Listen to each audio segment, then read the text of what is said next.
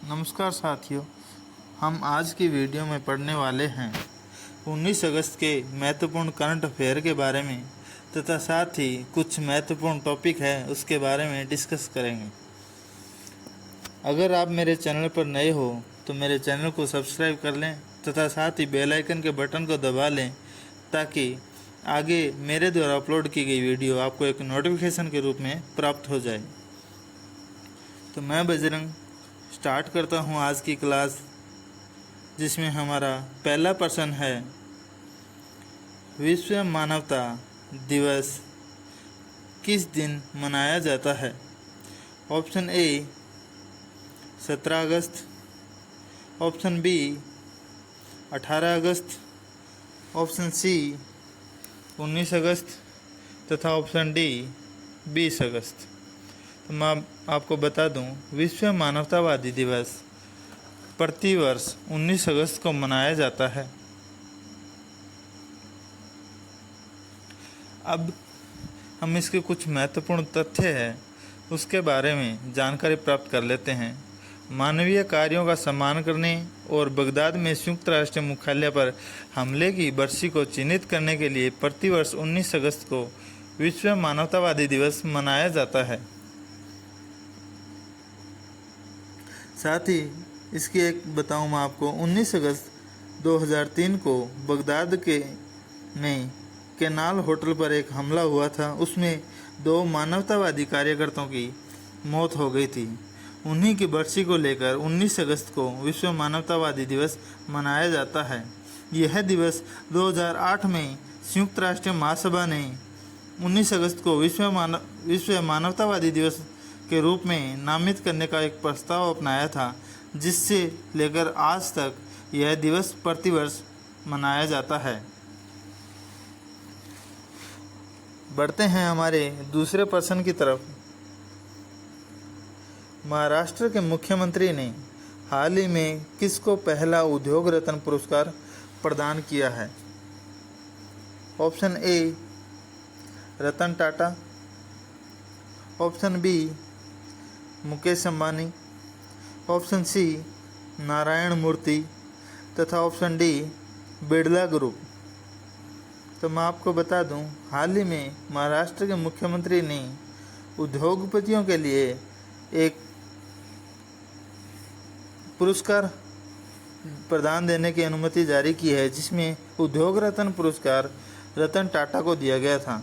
कुछ महत्वपूर्ण बिंदुओं की बात करें तो उद्योग क्षेत्र में उत्कृष्ट कार्य करने के लिए रतन टाटा को महाराष्ट्र राज्य के मुख्यमंत्री एकनाथ शिंदे द्वारा पहला उद्योग रत्न पुरस्कार प्रदान किया गया। उद्योग रत्न पुरस्कार का प्रारूप, जिसमें 25 लाख रुपए की राशि, एक पदक और एक प्रमाण पत्र दिया जाता है। जब उसी से जुड़े उद्योगपतियों के लिए दूसरा पुरस्कार उद्योग मित्र है, जिसके बारे में बात करेंगे तो उद्योग मित्र पुरस्कार सीरम इंस्टीट्यूट के CEO अदार पूनावाला को दिया गया था। जब उद्योग मित्र पुरस्कार की प्रारूप की बात करें तो इसमें 15 लाख रुपए, एक बेज और एक प्रमाण पत्र दिया जाता है। जब बतौर CEO आदर पूनावाला लगातार रिसर्च और इनोवेशन के दम पर सीरम इंस्टीट्यूट को वैश्विक पहचान दिलाने में सफल रहे हैं। सीरम इंस्टीट्यूट दुनिया का सबसे बड़ा वैक्सीन निर्माता देश है। इस कंपनी के उत्पाद 35 देशों में निर्यात किए जाते हैं। ओरल पोलियो वैक्सीन वैश्विक बाजार में बेस्ट सेलर बन गई है। डेंगू, फ्लू, स्वाइकल कैंसर के टीके साथ साथ कोविशील्ड वैक्सीन का उत्पादन कर उन्होंने आत्मनिर्भर भारत की छवि प्रदान दी गई है। तो उद्योग मित्र पुरस्कार सीरम इंस्टीट्यूट के CEO आदर पूनावाला को दिया गया है।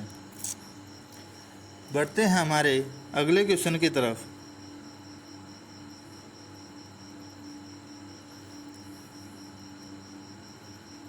क्वेश्चन नंबर 3, भारत अपने द्वारा बनाया गया पहला केरोसिन ऑक्सीजन संचालित रॉकेट प्रक्षेपित करने जा रहा है। इस रॉकेट बनाने वाली कंपनी का नाम क्या है। Option A Skyroot Aerospace, option B Dhruva space, option C Agnikul cosmos तथा ऑप्शन डी त्रिशूल। तो मैं आपको बता दूं, अभी हाल ही में जो एक केरोसिन ऑक्सीजन संचालित रॉकेट बनाया गया है उसे अग्निकुल कॉस्मोस कंपनी ने बनाया है। अग्निकुल कॉस्मोस तरल ईंधन वाले रॉकेट को डिज़ाइन, उसके विकसित और उसे प्रक्षेपित करने वाली पहली भारतीय फर्म बनने के लिए तैयार हो गई है। जब इसकी स्थापना की बात करें तो अग्निकुल की स्थापना सन 2017 में श्रीनाथ रविचंद्रन ने की थी। यह भारत से डिजाइन की गई, विकसित और प्रक्षेपण किए जाने वाला पहला केरोसिन तरल ऑक्सीजन रॉकेट होगा। जब बात करें अग्निकुल कॉस्मोस के द्वारा जब पहला रॉकेट बनाया गया था उसका नाम अग्निबाण था। ये भी क्वेश्चन कई बार पूछा गया है।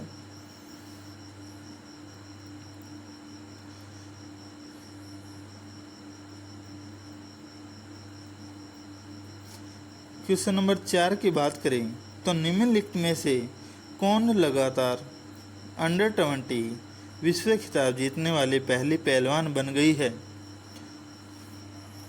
जिनमें से हमारा पहला ऑप्शन है प्रिया मलिक, दूसरा ऑप्शन अंतिम पंघाल, तीसरा ऑप्शन सविता पुनिया तथा चौथा option Geeta Phogat.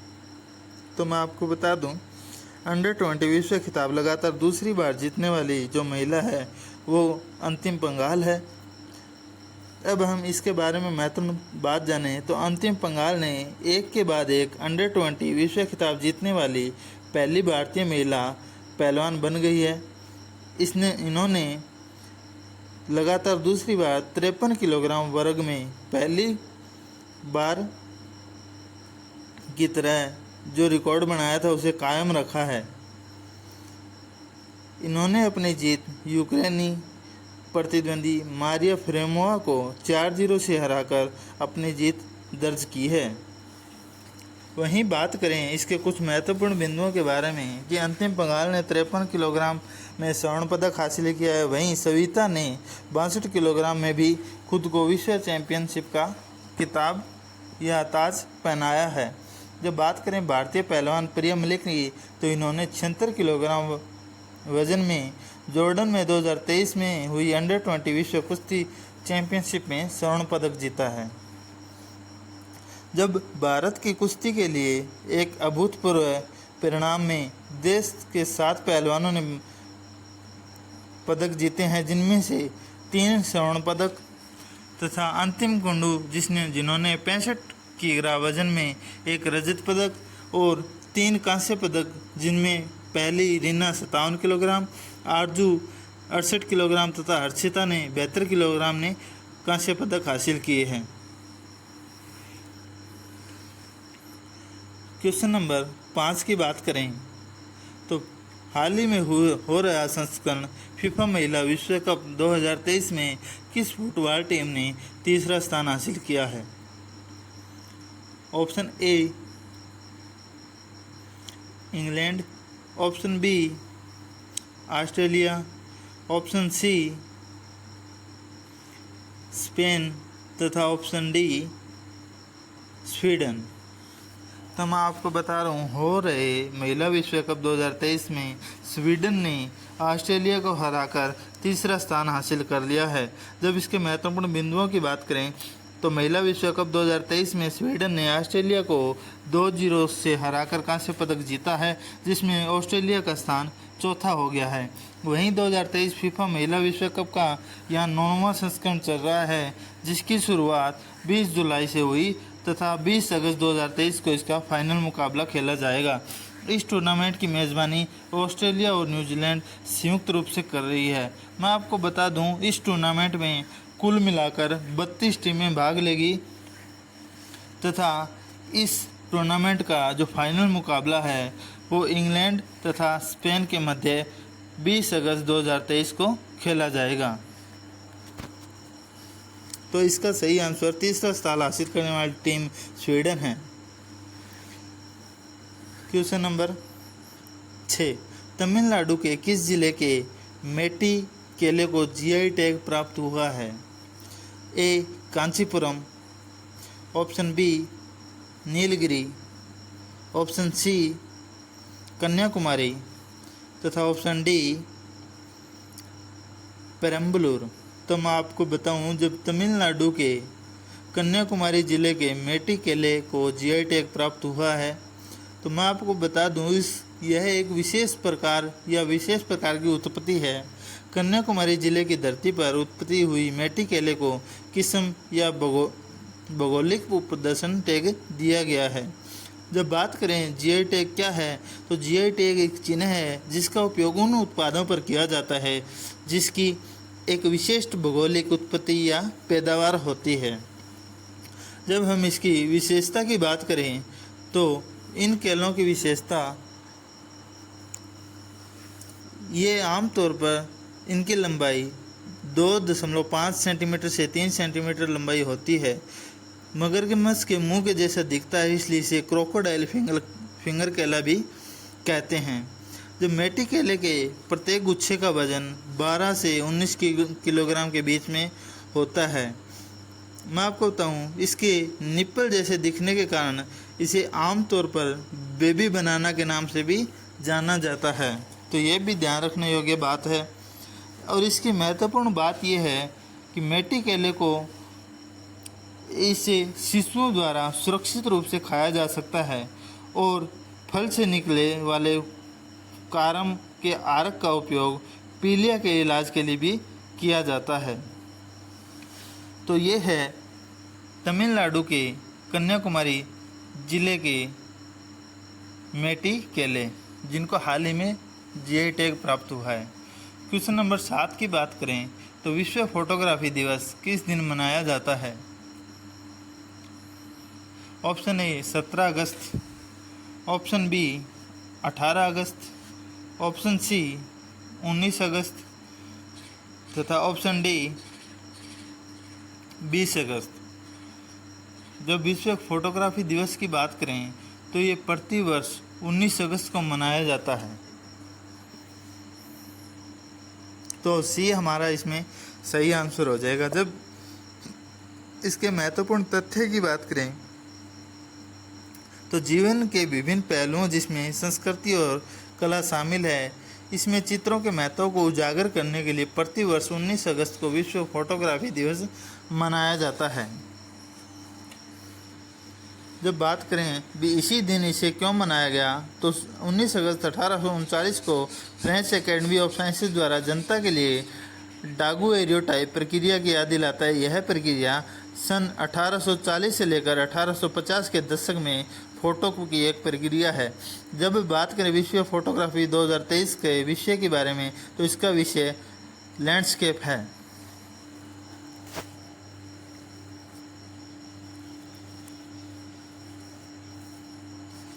Question number 8, अगस्त 2023 में डिजिटल स्वास्थ्य पर वैश्विक पहल गिद्ध एक WHO प्रबंधी नेटवर्क किसने शुरू किया है? Option A Narendra Modi, option B doctor Mansukh Mandaviya, option C Amit Shah तथा ऑप्शन डी द्रौपदी मुर्मू। जब इसके बारे में बात करें तो हाल ही में हुई G20 बैठक में गिद्ध एक WHO प्रतिबंधी नेटवर्क डॉक्टर मनसुख मंडाविया ने स्टार्ट की है। केंद्रीय स्वास्थ्य मंत्री डॉक्टर मनसुख मंडाविया ने गांधीनगर में G20 स्वास्थ्य मंत्रियों की बैठक के समापन दिवस पर विश्व स्वास्थ्य संगठन के महानिदेशक डॉक्टर टेड्रोस एडनोम घेब्रेयेसस की उपस्थिति में डिजिटल स्वास्थ्य पर एक वैश्विक पहल जिसका नाम गिद्ध एक WHO प्रतिबंधी नेटवर्क शुरू किया है। जानकारी के लिए और बताएं कि नई गिद्ध पहल डिजिटल स्वास्थ्य 2020 से 2025 पर वैश्विक रणनीति के कार्यान्वयन का समर्थन करने के लिए WHO प्रतिबंधी नेटवर्क और मंच के रूप में कार्य करेगी।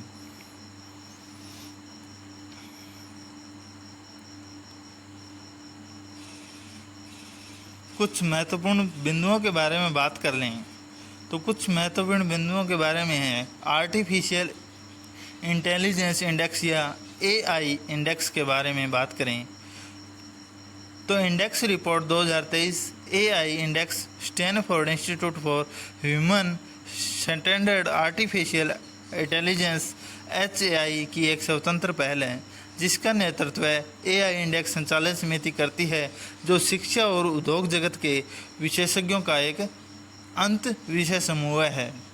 वार्षिक रिपोर्ट कृत्रिम बुद्धिमत्ता से संबंधित डेटा को ट्रैक, एकत्रित, डिजिटल और विजुअलाइज करती है, जिसे निर्णय लेने वाले पुरुषों को मनुष्यों को ध्यान में रखते हुए AI को जिम्मेदारी से और नैतिकता रूप से आगे बढ़ाने के लिए सार्थक कार्रवाई करने में सक्षम बनाए जाते हैं। तो ये है आर्टिफिशियल इंटेलिजेंस इंडेक्स रिपोर्ट 2023, जिसमें कुछ महत्वपूर्ण समूहों ने मिलकर इसे एक रिपोर्ट तैयार की है। कुछ महत्वपूर्ण बिंदुओं की बात करें तो 2023 की रिपोर्ट में पहले से कहीं अधिक स्व एकत्रित डेटा और मूल विश्लेषण भी शामिल है। AI इंडेक्स ने वैश्विक AI कानून की अपनी ट्रैकिंग को 2022 में 25 देशों से बढ़ाकर 2023 में 127 देश कर दिए हैं।